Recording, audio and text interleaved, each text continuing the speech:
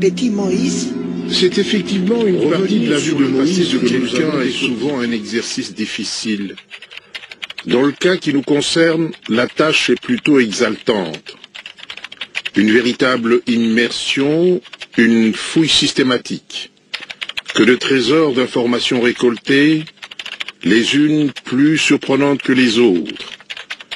Invitation vous est faite maintenant de nous accompagner dans ce plongeon pour partager ensemble les témoignages et autres péripéties d'une vie qui ne peut laisser quelqu'un indifférent.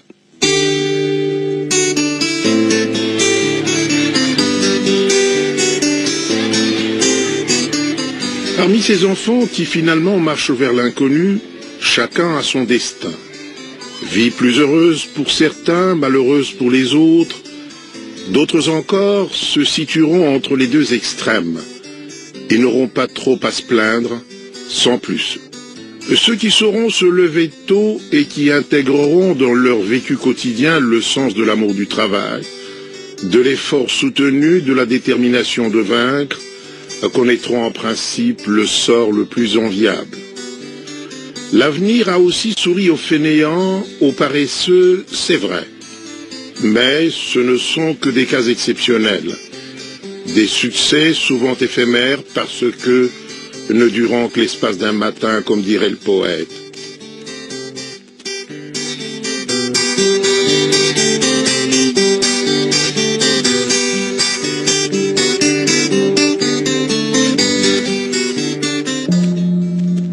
Petit Moïse.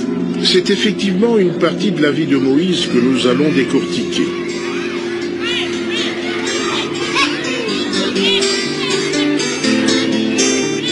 Pour ses études secondaires, on le retrouve à Kapoloé, une mission catholique à quelques encablures de l'Ikassi. Un de ses anciens professeurs, aujourd'hui écrivain et artiste de renom, raconte. Ce que je peux dire de Moïse, c'est que Moïse n'a jamais pris l'ascenseur. C'est quelqu'un qui a pris des escaliers.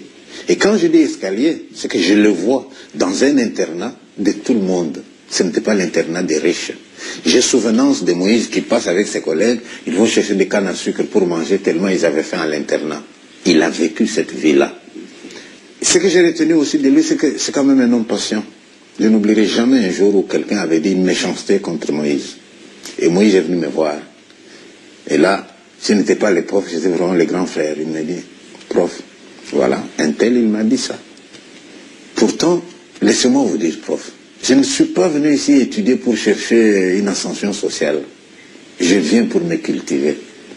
Ma vie, si je le voulais, elle est déjà tracée. Et maintenant, avec recul, quand je me souviens de ces paroles, je dis, tiens, c'était des paroles prophétiques, comme s'il savait où le menait son destin. Mais en même temps, ce n'était pas mauvais d'avoir été à l'école, d'avoir étudié. Pour ce que j'ai vécu avec lui, je n'oublierai jamais. Je suis professeur dans la brousse, là. Et puis lui, il a fini ses études, il est parti. Mais une fois qu'il est parti, nous, on est là à la brousse. On n'est même pas bien payé, c'est dur, dur, dur.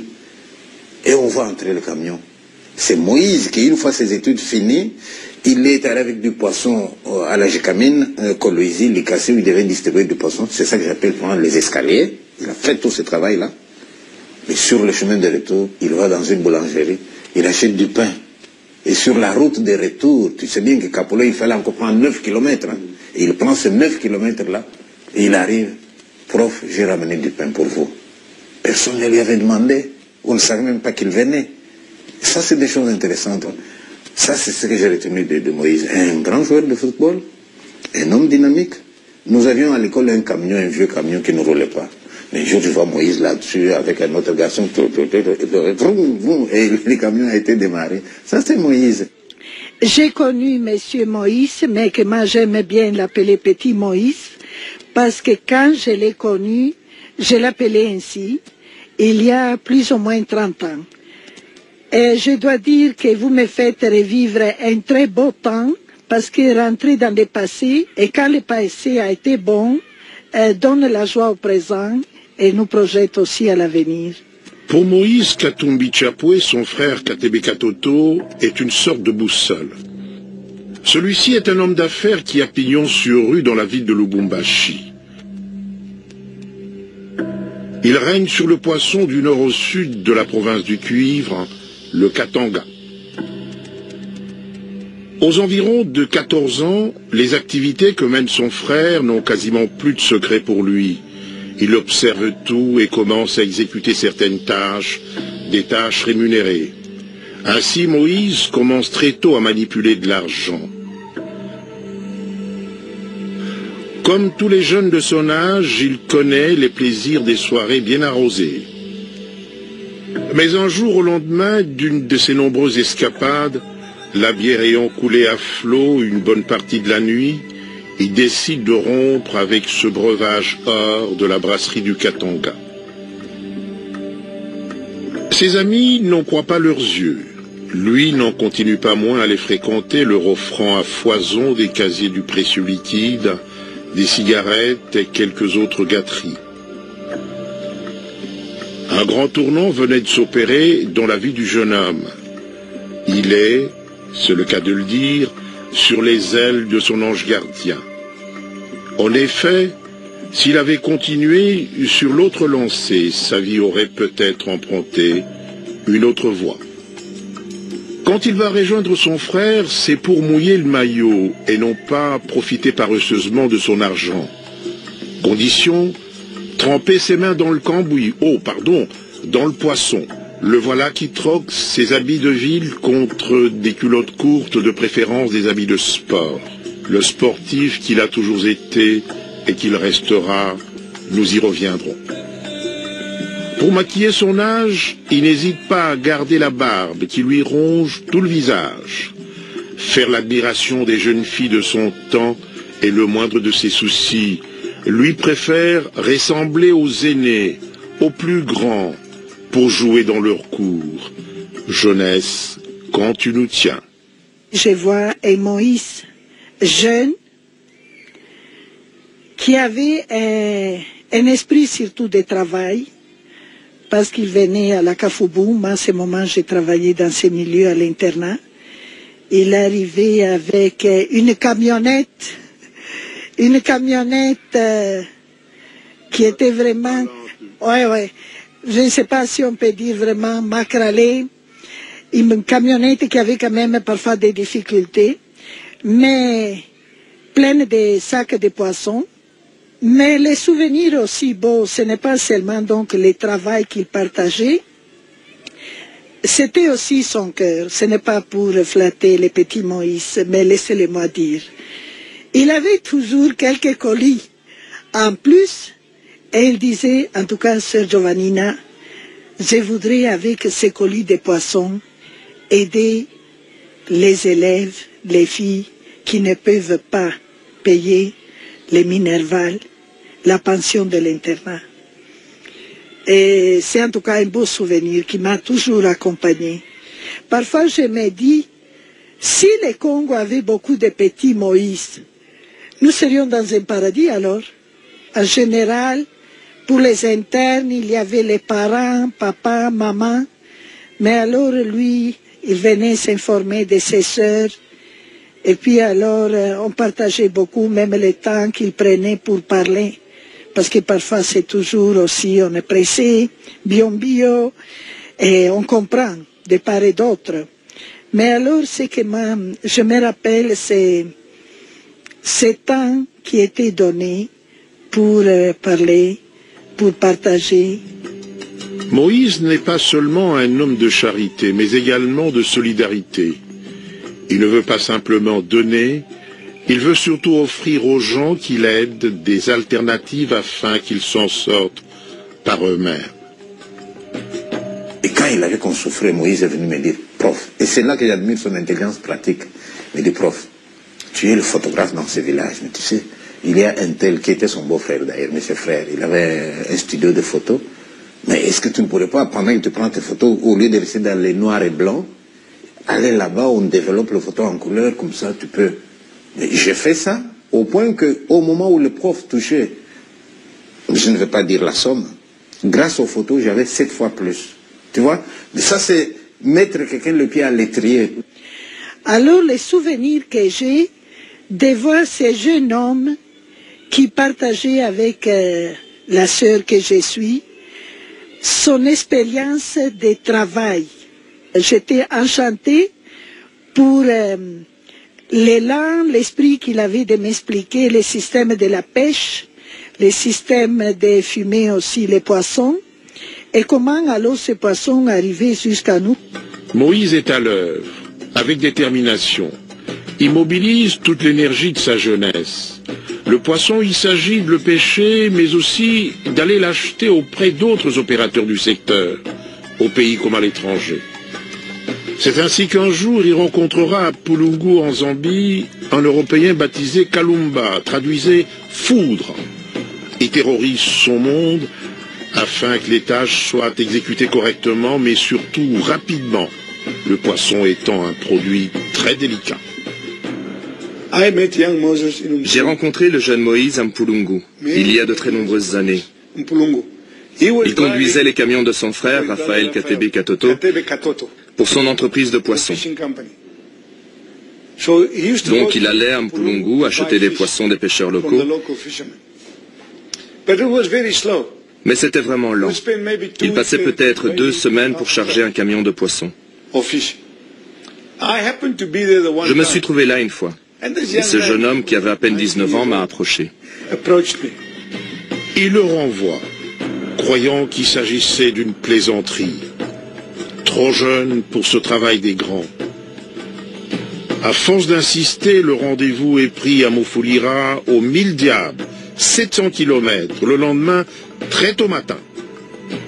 Kalumba constate à l'ouverture des chambres froides que le garçon est là, au volant d'un des camions de son frère. Il se rend compte qu'il est en présence d'un jeune homme sérieux et déterminé. Quand j'ai dit à Moïse, tu viens ici tôt le matin, Moïse était là. Je l'ai grondé. Va-t'en, va livrer.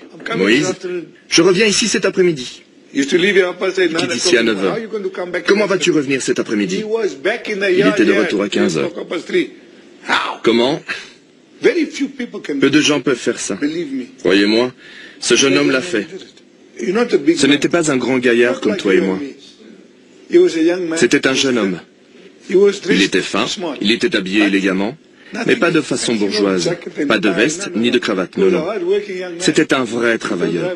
Vous ne mettez pas une cravate pour conduire une remorque. Il quittait ici à 9 h, mais les employés ne chargeaient pas assez vite. Ce n'était pas grand-chose pour lui de les aider, de charger. Pas comme un conducteur ordinaire qui s'assied et donne des leçons. Lui-même se mettait au travail. Tout le monde travaillait et moi je grondais. Plus vite, vite! Moïse doit partir. Il travaillait pour son frère. C'est une famille. Alors, forcément, pour que Raphaël confie autant d'argent à Moïse, c'est qu'il lui faisait confiance. Il n'y avait pas de chèque. Tu payes, tu as. Tu ne payes pas, tu n'as rien. C'est comme ça, et il le savait. Il voulait améliorer sa vie. Il l'a fait. Comme je l'ai dit, il a un cœur. Pas juste un cœur, mais aussi un cerveau. Il est dynamique, fort. Il n'a pas peur. Tout ce que je peux dire, c'est que beaucoup de gens sont jaloux. Ils ne sont pas aussi dynamiques que lui. C'est pour cette raison qu'ils ne sont pas là où il est. Je ne peux pas vous l'expliquer, car j'en ai les larmes aux yeux. Un homme, un leader. Le respect est une grande chose. Admirer son tout premier camion, sans calandre. Moïse est aux anges devant cette merveille. Un camion quasiment nu, mais acheté avec de l'argent gagné à la sueur de son front. Quel bonheur, mon Dieu, s'écrie-t-il. Au Katanga, la demande en poisson existe. Encore faut-il l'identifier, ce qui n'est pas donné à tout le monde.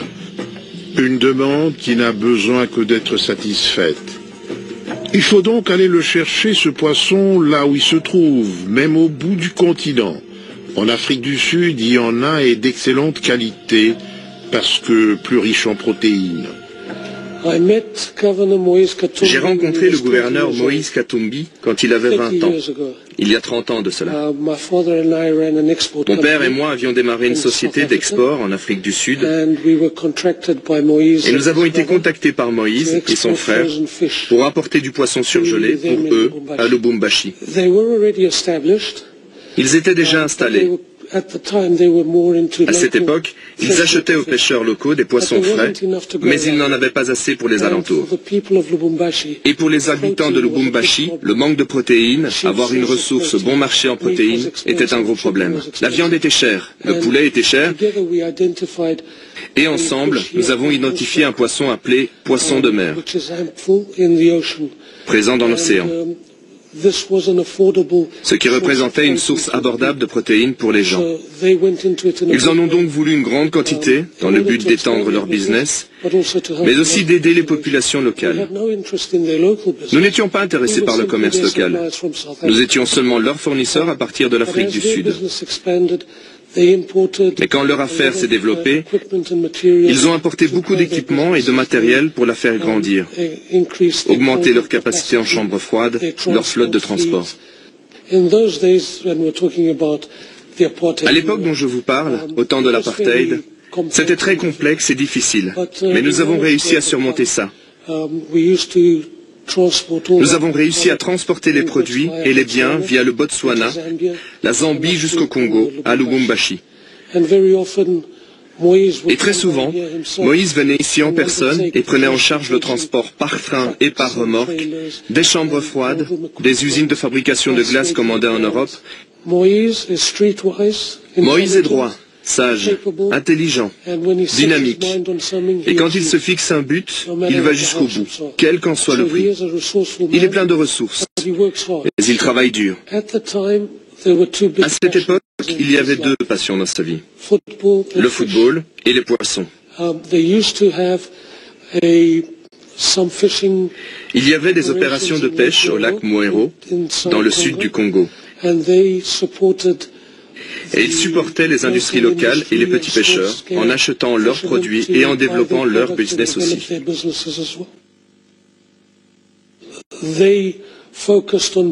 Ils se sont focalisés sur l'achat de poissons qui devaient être revendus à un prix compétitif pour permettre aux populations locales d'avoir accès à une source de protéines. Cela montre son attention envers le peuple.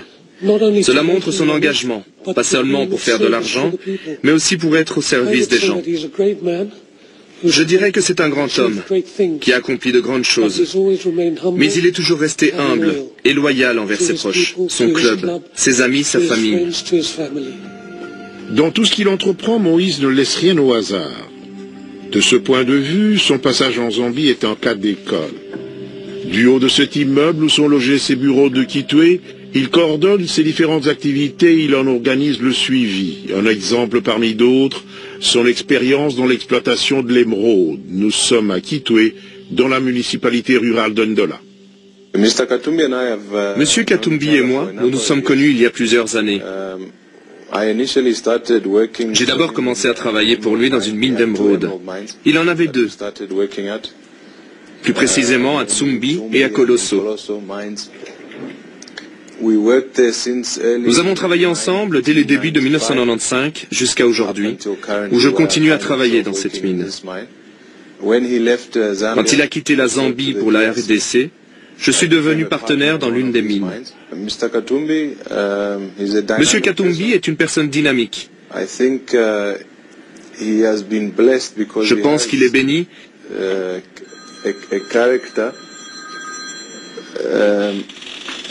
parce qu'il a le caractère de quelqu'un qui veut réussir tout ce qu'il entreprend. Il a ce don.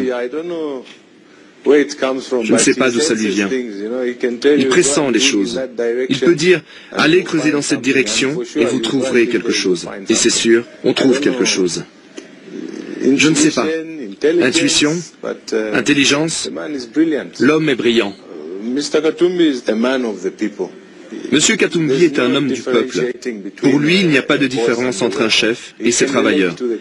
Il peut être avec le commun des mortels et le soir être à la table des rois de ce monde. Il a cette habilité.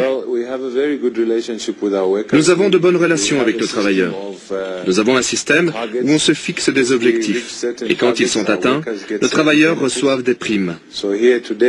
Et comme vous êtes là aujourd'hui, ils recevront des primes vu qu'ils ont produit quelque chose. Sur le mois, nous calculons pour voir combien de kilogrammes d'émeraude ont été produits.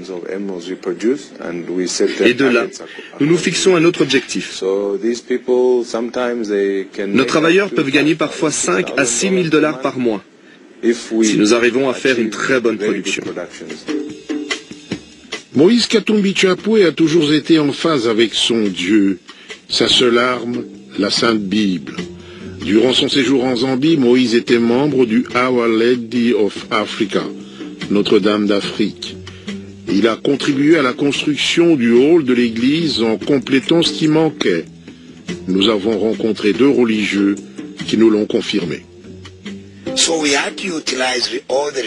Il fallait utiliser toutes les ressources qu'on pouvait trouver localement. Et Moïse s'est montré extrêmement impliqué en se rendant disponible. Il a mis à notre disposition un bus pour aller visiter une église qu'il avait ciblée en République démocratique du Congo.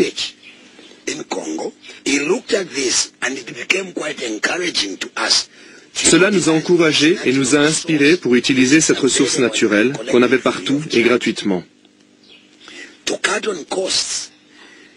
Pour réduire les dépenses, ces moellons étaient recommandés, pas seulement pour la durabilité du projet, mais aussi parce que les moellons n'ont pas besoin d'entretien. Les moellons n'ont pas besoin de peinture, ils ont leur propre couleur naturelle. En Zambie, nous avons beaucoup de maçons qui maîtrisent les briques et pas les moellons. Ils ne sont pas assez compétents pour travailler un tel projet en moellons. Il a fait venir 2 maçons du Congo pour apprendre à nos maçons comment faire avec les moellons. Ce nouveau bâtiment que vous voyez, nous voulons y ajouter un autre bloc. Si vous regardez l'ancienne structure, elle n'est pas conforme avec tout ce que vous voyez ici autour de la paroisse. Alors nous essayons de l'améliorer et d'avoir un bloc moderne.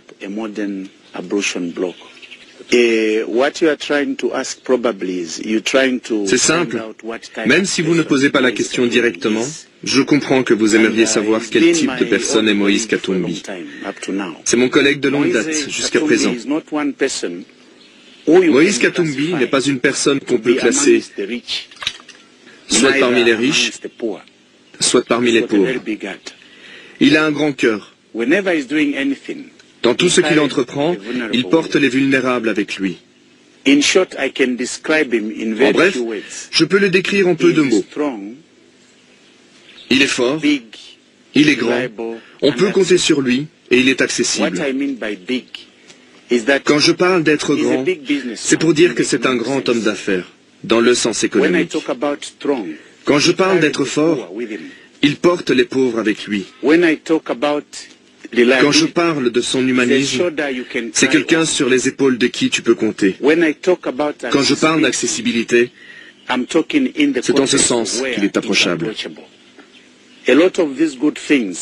Dans notre contexte africain, comme dans le contexte européen, on ne parle de bonnes choses d'un homme qu'à sa mort, à titre posthume. Et je pense que vous m'avez donné l'opportunité de parler de la personne quand elle est encore en vie. C'est important qu'il sache que les bonnes choses qu'il est en train de faire, sans s'attendre à quelque chose en retour, viennent de Dieu. Dans l'entourage de Moïse, on a retrouvé ses anciens collègues de classe. Généralement, lorsqu'on a terminé ses études et que l'on a amassé beaucoup de richesses, on oublie ses anciens amis. On se tourne vers ceux qui, demain, au cas où la crise venait à frapper à votre porte, vous viendraient en aide. Pas Moïse.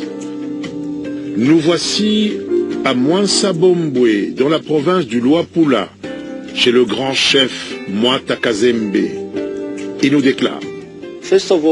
Premièrement, dans cette province, je pense qu'il était le deuxième employeur juste après le gouvernement.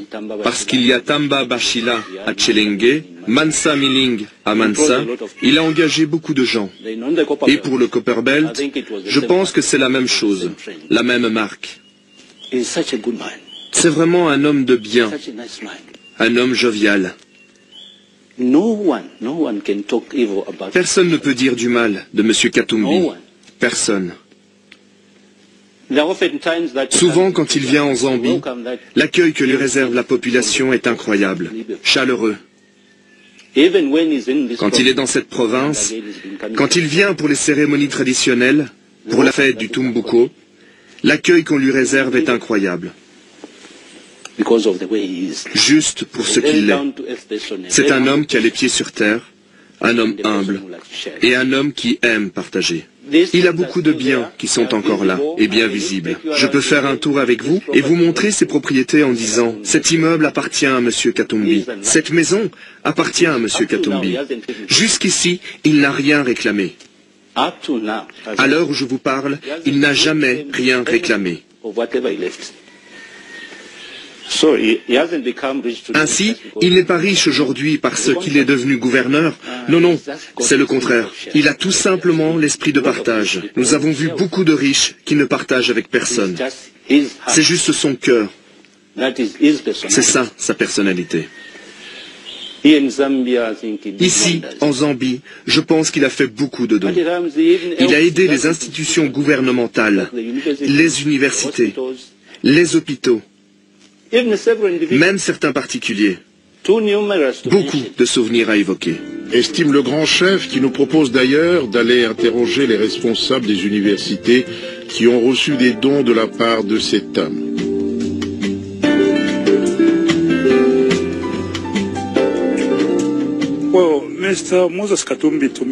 Pour moi, Monsieur Moïse Katumbi, je le connaissais assez bien, non pas parce que j'étais vice-chancelier, mais parce que nous étions des hommes d'église. Je fréquentais la paroisse Riverside Our Lady of Africa. Je me rappelle qu'entre 1999 et 2003, il y avait beaucoup de problèmes économiques dans ce pays. Je pense que les affaires dans les mines de cuivre n'allaient pas bien. Alors, on dépendait vraiment des particuliers pour aider l'université dans plusieurs domaines. Moïse a aussi fait des dons pour la clinique, beaucoup de matériel qui nous manquait en ce temps-là. Mais une des choses les plus importantes qu'il ait fait, c'était le don d'une ambulance. À ce moment-là, nous avions une ambulance qui vieillissait. C'est une ambulance Mercedes-Benz, très confortable. Je sais qu'il y a plusieurs ambulances, mais celle-ci est très confortable.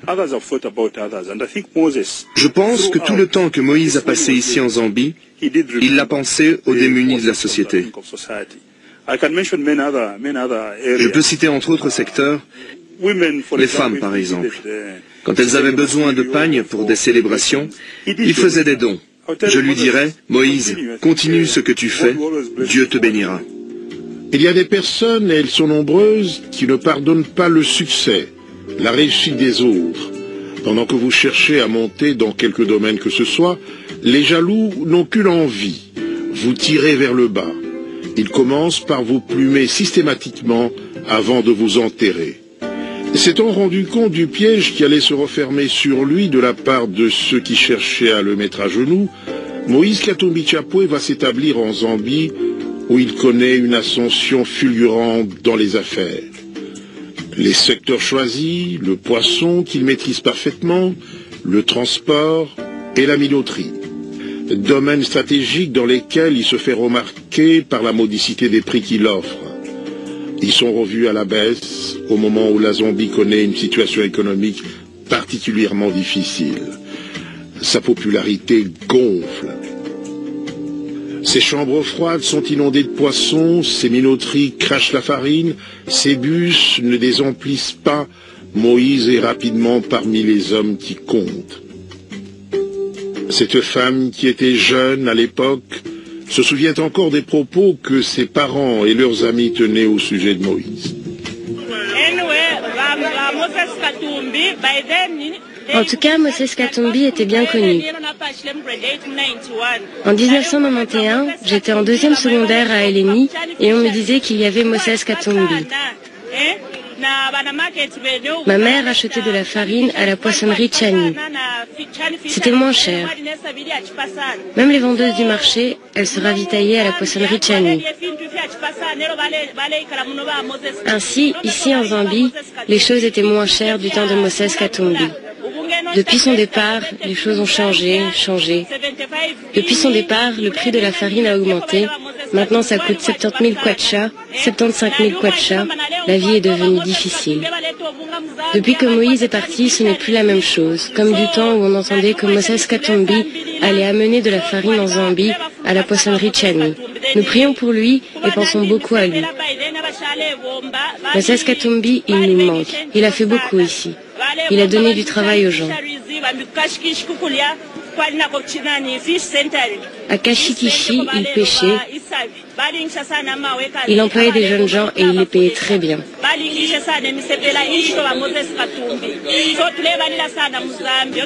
Si seulement il pouvait revenir. Qui n'entend qu'une cloche n'entend qu'un son, dit-on. C'est la raison pour laquelle nous vous proposons ici les avis et considérations d'autres Zambiens rencontrés aux environs du marché. Ils évoquent les souvenirs de Moïse avec nostalgie, reconnaissance et respect. C'est en 1997 que je suis venu vivre ici à Kitwe.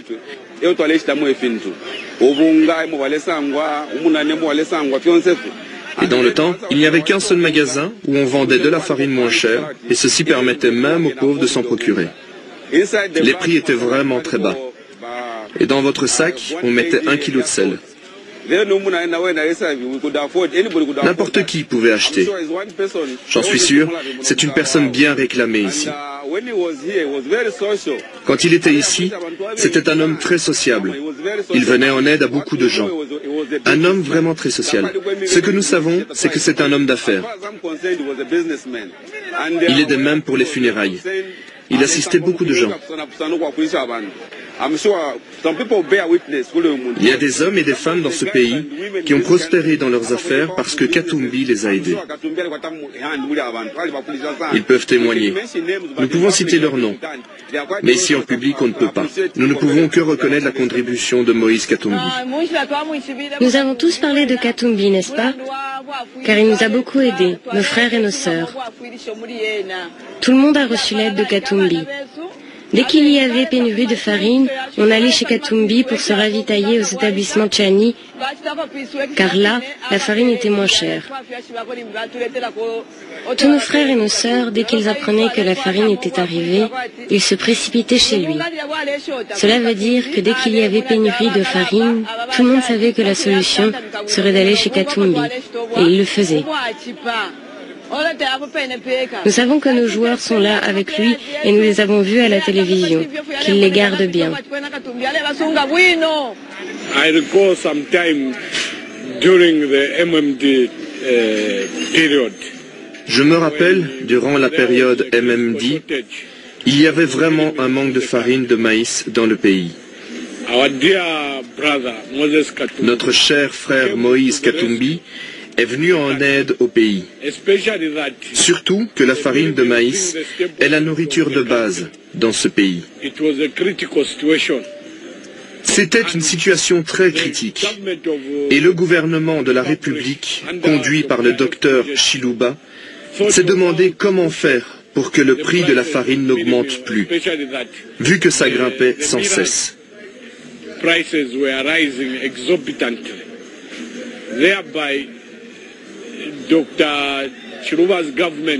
Alors, le gouvernement du docteur Chiluba et Moïse Katumbi, avec d'autres hommes d'affaires comme Paul Steele, se sont mis ensemble pour annoncer qu'ils allaient importer de la farine venant de l'Afrique du Sud à moins cher. Ce n'est que comme ça que le pays a résisté à la pénurie. D'une autre manière, nous nous souviendrons de Moïse Katumbi pour sa générosité. Il était vraiment une personne généreuse et les Zambiens en ont bénéficié. Si nous prenons l'industrie de la pêche, il était le premier grand fournisseur de poissons dans ce pays. Il a fourni des poissons sur l'étendue du pays à de grands revendeurs. Jusqu'à présent, nous nous rappelons de Moïse Katumbi car il a laissé un héritage ici en Zambie que nous apprécions. Il a aidé beaucoup de communautés pour les affaires, beaucoup de gens. Les affaires marchent bien pour lui et la population y trouve son compte. Il décide de se tourner alors vers l'immobilier.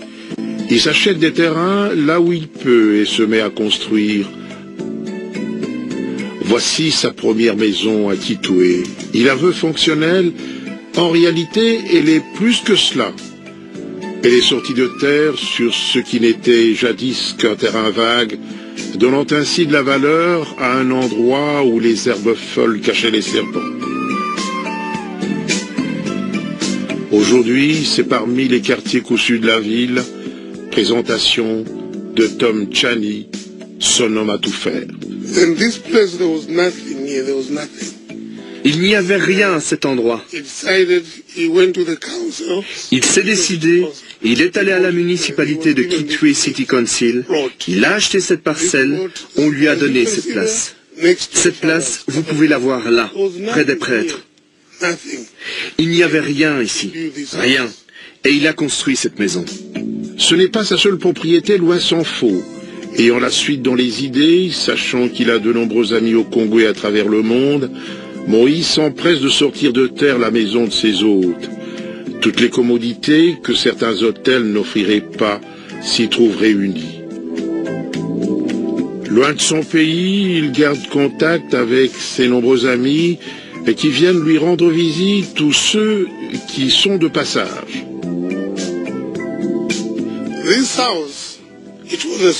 Cette maison, c'était une petite maison. Il l'a achetée juste pour ses visiteurs et il a entrepris quelques rénovations. Et il l'a aussi agrandi pour faire à peu près 5 chambres. Ainsi, Moïse a contenté tout le monde. Au lieu de gaspiller l'argent avec les hôtels, il a engagé un maître cuisinier pour cuisiner pour eux. Tout est là-dedans. Pour réussir dans une entreprise aussi importante, encore faut-il s'entourer de collaborateurs motivés. Moïse va au-delà, il dote chacun d'eux d'une maison en plein centre-ville, s'il vous plaît. À l'aise, ils peuvent ainsi donner le meilleur d'eux-mêmes. C'est ce qui est arrivé. Très regardant aux conditions des travailleurs auxquels il donne sans compter, Moïse est aussi capable de révoquer les indélicats. Dans le domaine de l'immobilier, un grand projet qui tenait à cœur Moïse est resté en chantier. Il avait acheté un immense domaine appartenant au Watchtower qu'il voulait transformer en hôpital moderne.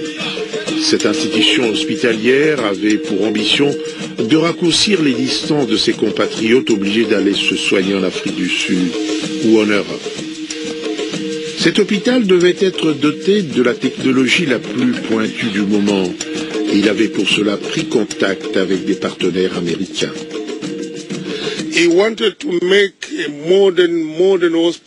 Il voulait bâtir un hôpital ultramoderne pour l'Afrique centrale et la partie nord du Congo, l'Angola et le Zimbabwe. Il l'a acheté en l'an 2000. Quand le bâtiment va, tout va, dit-on. Que dire donc de ce grand centre commercial dans lequel Moïse Katumbi Chapwe a investi? L'avantage qu'il offre est celui de regrouper les articles, marchandises et produits de différentes marques et de différentes provenances en un seul endroit. La population s'y retrouve, un regroupement qui raccourcit les distances et fait plaisir à l'œil. L'utile, le nécessaire, le beau se trouvent ainsi réunis dans un mariage réussi. Nous voyons beaucoup de modernité, spécialement à Pick n Pay, où les articles sont bien moins chers. Et Edgars aussi. Pour les habits, on achète à moins cher. Nous aimerions plus de choses comme celle-ci. On peut voir le développement dans le Copperbelt. Ici et à Chimwemwe, nous sommes contents, très contents, car c'est très proche.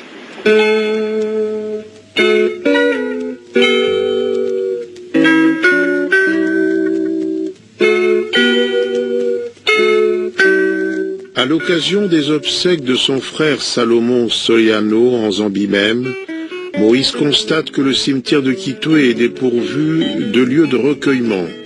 Il en construit un. Les personnes éplorées viennent y verser leurs larmes et recevoir les condoléances des amis et connaissances avant le dernier hommage aux disparus. On a vécu l'acharnement de Moïse au travail et le résultat obtenu en Zambie. Même chose a été observée en Afrique du Sud. À cause de ce qui s'était passé, il était en exil. Il nous a approchés et nous a dit qu'il voulait commencer une nouvelle aventure, faire quelque chose en RDC. Il nous a proposé de monter une société de transport. Nous avons jeté un œil au projet et avons vu que cela marcherait bien, que si nous nous impliquions dedans tous les deux, nous serions aptes à le faire fonctionner, et c'est ce que nous avons fait. Nous avons monté cette compagnie de transport, Tigris Transport, où nous avons démarré avec 20 remorques. Ce n'était pas un jeu facile, c'était un morceau dur. C'était un partenaire silencieux, parce qu'il était en exil de la RDC. Il devait s'impliquer, mais il devait rester discret. Le fait qu'il soit dans ce business devait être secret, sinon cela aurait créé des problèmes. Être un partenaire silencieux voulait dire déléguer, en l'occurrence à moi, et me dire ce qu'il fallait faire et comment le faire. Et de là on avance. À part le fait qu'il a une passion pour le football, il a aussi une passion pour le tennis. Pas seulement pour le regarder, mais aussi pour y jouer. Et c'est plutôt un bon joueur de tennis. Je pense que sa passion, c'est le football. Le TP Mazembe passe avant le business du transport. Il avait toujours du temps pour s'occuper du transport, parce qu'il savait que c'était une source de revenus. Il avait besoin de faire rentrer de l'argent. Avec le TP Mazembe, il y avait aussi des rentrées, mais c'était tout aussi difficile. Ça, je m'en souviens très bien, parce que le TP Mazembe devait jouer un match contre les Pirates, et nous devions amener les supporters au stade de Tembisa, qui était chose facile. Nous avons eu une réunion, nous avons pris contact avec des supporters des clubs en Afrique du Sud, et nous leur avons dit, écoutez, laissez-nous arranger les choses, donnez rendez-vous à tout le monde à un endroit précis. À partir de là, nous les conduirons jusqu'au stade. Nous avons organisé tout ça. Il y avait 50 bus de 50 places chacun, et nous avons mis à disposition des supporters pour aller à Tembisa voir le match et supporter l'équipe. Je pense que le jour venu, nous savions que tout se passerait bien. Il n'attendait rien de plus que cela, car il savait que quel que soit le résultat, ce résultat serait bon. Sportif jusqu'au bout des ongles, Moïse est toujours resté attaché à son club, le tout-puissant Mazembe. Toutes les fois que l'occasion se présentait, il organisait des rencontres avec des équipes de l'extérieur pour élever son niveau de compétition, pour sa montée en puissance. Tout cela a un prix, il faut déplacer les joueurs, il faut les loger, les nourrir, les entretenir. Mais pour Mazembe, il n'a jamais regardé à la dépense. C'est sa tasse de thé, son violon d'ingre, son dada, passez-moi l'expression. Tous ces efforts ont payé. Absent des compétitions internationales depuis au moins 20 ans, le tout-puissant Mazembe revient en force. Il est opposé à Orlando Pirates, en Afrique du Sud. Résultat, Mazembe, qui avait concédé à l'aller un nul d'un but partout à Lubumbashi, marche sur son adversaire. 3-1 en Afrique du Sud.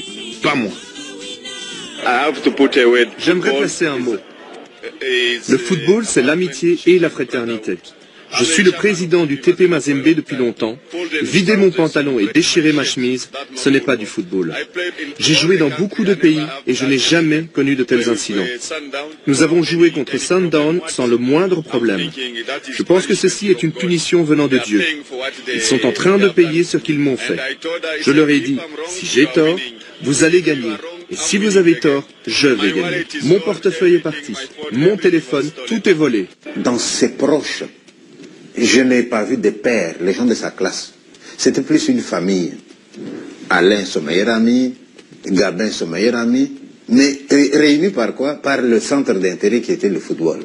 Tous les trois, c'était des bons joueurs. Tu vois, ça, c'était suffisant pour aplanir les autres catégorisations. Eh bien, on joue, on est bien, eh bien, ensemble. Une chose que Moïse a faite, il a supporté notre football, l'équipe de football des étudiants. Il a offert des vareuses, des ballons et bien plus. Le TP Mazembe venait régulièrement ici à Copperbelt University. Je sais qu'il dirige le TP Mazembe et je pense que le TP Mazembe connaît très bien Copperbelt University. Ils étaient impliqués, lui et son frère, dans le TP Mazembe jusqu'à maintenant. Déjà à cette époque, c'était le premier club du Katanga, couronné de succès au niveau national, et ils étaient les fondateurs, les sponsors, les managers et les présidents. Alors oui, ils ont un attachement frénétique pour le football et particulièrement pour le TP Mazembe. Pendant ce temps au Congo, à la recherche des fils du pays, débordant d'initiatives, le président Joseph Kabila Kabange tombe sur le dossier de Moïse Katumbi Chapwe en exil. Il l'examine avec minutie et décide de le faire revenir au pays. Il le reçoit en audience.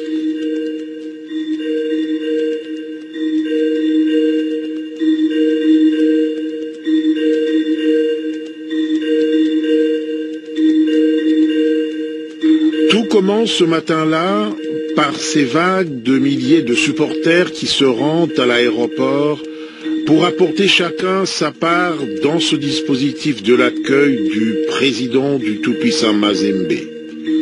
En fait d'accueil, c'est un triomphe.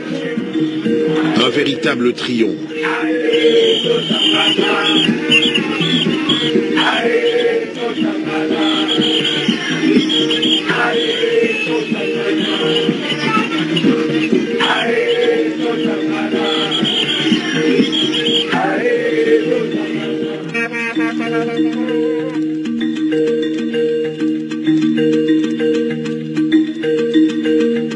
On doit à la vérité de dire qu'en plus des sportifs, de nombreux anonymes s'étaient joints à la fête.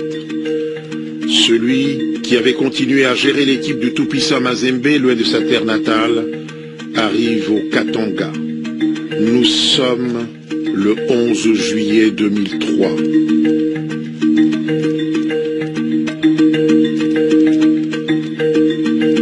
Ces images ont-elles besoin de commentaires?